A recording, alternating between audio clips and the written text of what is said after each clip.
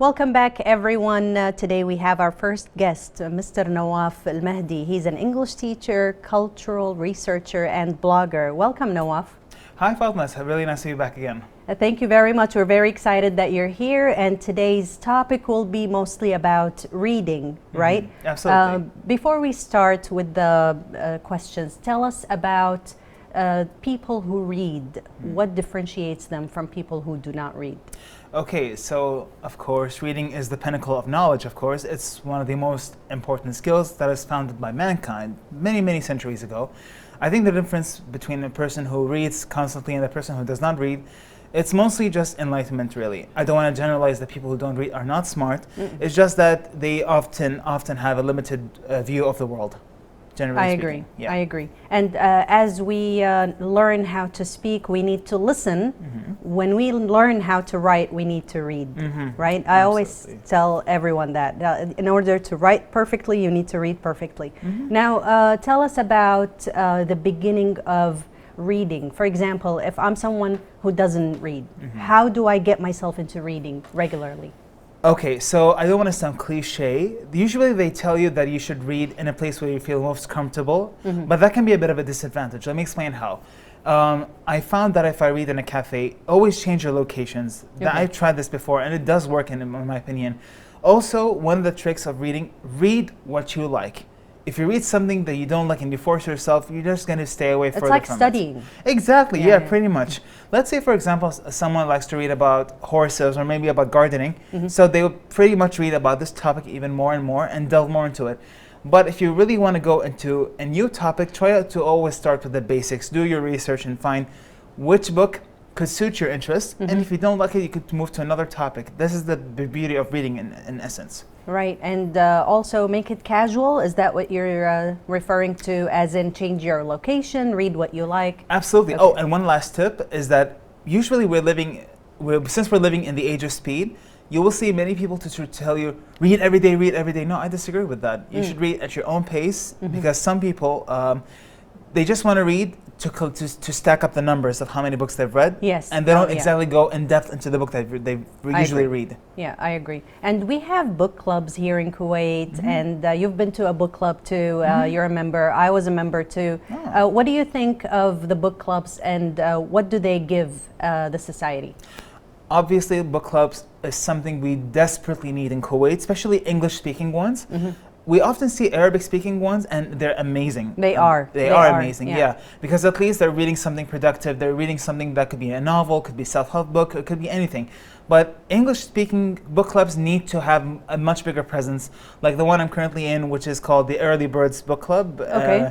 I recently joined them, and they are amazing. And the last book we've read was called Educated by Dr. Tara Westover.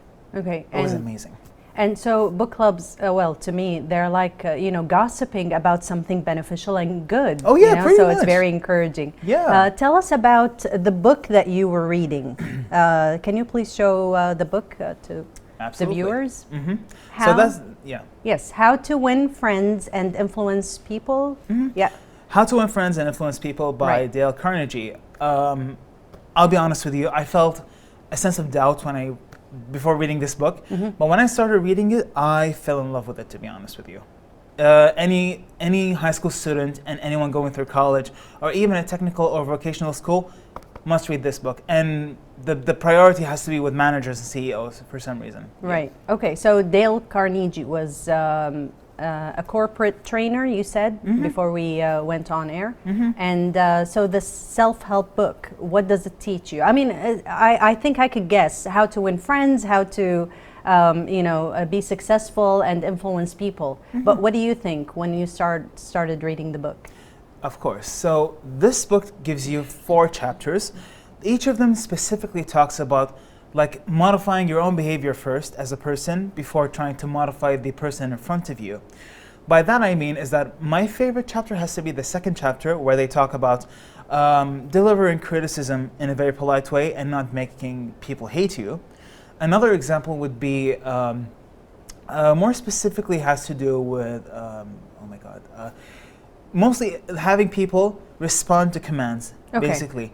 One example of this from the later chapters I've noticed is that Dale Carnegie provides an example Okay, of Charles Schwab. So Charles Schwab is a well-known CEO. He's a very powerful industrialist.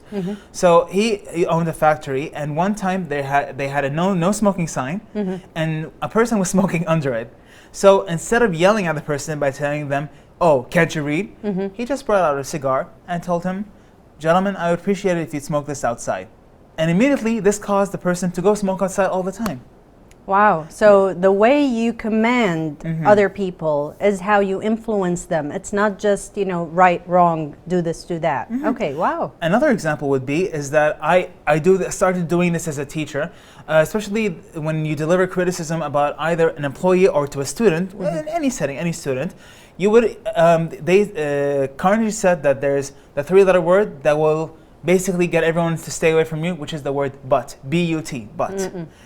So one example he said is like, for example, John has got an amazing grade in algebra, but if he doesn't continue on this, he won't pass. This will basically, it's like you're preparing the student for a landmine of disappointment. And whatever I said before the phrase, or before the word but, whatever phrase before that, it doesn't matter. Right? So even if I compliment you, even if I give you positive ideas, when I say but after it, it all goes away. And the solution, he said, that this can be applied to managers, by the way. He said, okay, let me repeat the same sentence but modify a little bit. Okay. John has been doing amazing in algebra lately, and if he continues doing the same effort and even more, he will be able to enter the mathematics Olympics. See? When you change a sentence by using the conjunction word and, you're going to motivate them to continue working. That's amazing. So you just change one word. You only exchange 3 letters. And what makes this book easy to read? That's a very interesting story. Now, Dale Carnegie emphasizes this in the beginning of the book. He even once said that, like, I'm trying to paraphrase it, if you find this book difficult, I'm willing to give you a refund. Oh, wow. Yeah. So what Carnegie aims to do in this book, and he did it so successfully, is making the language very plain for the everyday reader. Okay. And let me put this in mind, because in the US, not everyone has the same intellectual capacity or the educational power, like how we perceive it in the media. Okay. In fact, even this can apply to everywhere. You'll have one class of people that are highly educated, and the general public, generally speaking, they're not that as educated. So you have to keep the language very simple and direct. Also for people who do not know how to read in English effectively, maybe? Exactly, yes, pretty much. This is why I recommend this book, not just to high school students and college students. The first type of people I recommend are teachers, CEOs, consultants basically, but I emphasize on CEOs and managers, to be honest. Okay, so you just said CEOs and managers, and you mentioned that Dale Carnegie was a corporate trainer. What do you think the inspiration came from him being a corporate employee, and he was like, okay, this corporate machine, let's say, needs a new system, so I'm going to write this book. What do you think the inspiration was? I'm pretty sure that was the answer, to be honest with you, because he did mention in one part of the book, like in the beginning, that a lot of managers, they have the technical power, but they don't exactly have the people skills to deal with employees. This is very common with new managers, heads of departments, and even sometimes with senior officers. Okay, so when you see, for example, the head of department could be very busy, so they would often delegate the senior officer of the department to take over briefly. Right. If a senior officer wants to become promoted to a head of department, they should know these people's skills first. And even Dale Carnegie emphasized that anyone who wishes to go into a management position, they have to read my book. Oh, wow. Yeah. And okay, so a lot of people talk the talk, but they cannot walk the walk. Exactly. Right? Yes. And they cannot put into practice their theories. Do you think it's easy to follow the theory in this book, and have you tried it? Exactly. Oh my God, I have a powerful example as a teacher. Okay, I mean, this was even before I was a teacher. Now, one example he brought was with Mark Twain. Now, Mark Twain is a very famous American literary figure. Okay, now Twain is one of my favorite authors. No actually, way. is, yeah. That's amazing. Now you're going to be laughing at this story. So Twain is known to be an extremely sarcastic person, by the way, and he would often send letters to editors by giving them extremely heavy sarcastic remarks. Right. And in this chapter, like in the first chapter, Carnegie said that if you act immediately with anger, you are going to have so many regrets later on. So take the time to take a letter, write everything that makes you feel angry, and then tear it out. You'll feel a lot better. So when his wife saw these letters, she prevented Twain from having another accident with the press by tearing out his letters and lying to him that she sent them to the mail. Wow. But it's amazing the connection that Carnegie put there. Mm-hmm. You know, you cannot act right away Mm-hmm. when you're angry. Mm-hmm. Do you think that this book could help people who are not going into corporate? You mentioned high schoolers who are going to college. You mentioned college students Mm-hmm. who are still studying, Mm-hmm. you know? Mm-hmm. So does it apply to all of us? Absolutely. The reason why I emphasize on high school students is because they're still fresh in the womb, Mm-hmm. and once they go out of the nest, they need to know how these small people skills. And the reason why I say about this, it's not about what you said, it's about how you made me feel. Okay. And the way that Carnegie emphasizes on influencing people, he finds a way to make even your enemy, I wouldn't say an ally or a friend, but just like a connection that they might help you later on. Wow. Yeah. Okay. And he even I want to emphasize this to college students, that there is a high difference between flattery and genuine compliments. Right. He did mention this a lot, especially when during leadership or as an employee.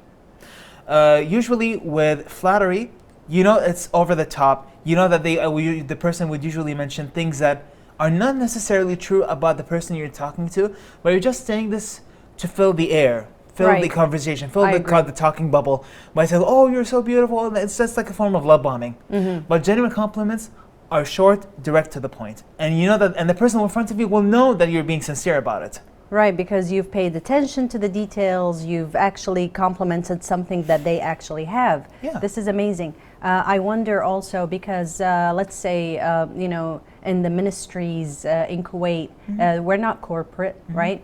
They do apply this theory a lot because we see the good managers, the bad managers, that, you know. So can you tell us about how to apply this to a foreign country, since this is in English and it was written by an American author? Yes. So here in Kuwait, how can we apply it? Okay, I think this question is a bit difficult, but I'll try to answer it the best I can. Sorry. No, it's okay, it's okay. I believe that leadership should go through a strong ethical training. And I say this from a cultural analyst perspective, by the way. As a cultural analyst and researcher, I believe that we should start from one person before starting with an entire group. Okay. Okay, if you have someone in power, especially in ministries, and I don't want to go deep. No, yeah, we're just saying in general. Yeah, and generally speaking, the people in leadership, regardless in wherever you are, whether in public, private, or even nonprofit, they must go through an ethics exam. Right. And they should be supervised by an ethics professor or a law professor to see whether they are qualified enough to be a leader. To actually practice the theories mentioned in the book. Exactly. Okay. And there should be genuine training seminars and training courses for said managers. Yes. And teaching them how to influence people without seeming rude or even like manipulative. Right, right. Yeah. Because Okay. there's a very thin line between influencing people for the better and manipulating them. Okay. And what are your final remarks for this book review? Like I said, my final remarks that teachers and heads of departments and CEOs in Kuwait, whether you're Kuwaiti or non-Kuwaiti, this book is for you, by the way. Okay, How to Win Friends and Influence People by Dale Carnegie. Thank you very much, Mr. Nawaf Almahdi. We started talking about reading and we ended up with a book review. This is amazing. Oh yeah, I agree. Thank you very much for this interview. Yeah, thank you very much, Latma, for hosting me here. Thank you. So, dear viewers, we want to thank Mr. Nawaf Almahdi, an English teacher, cultural researcher, and blogger, for this amazing interview. Now we have a report about the giant sequoia trees. We'll be right back.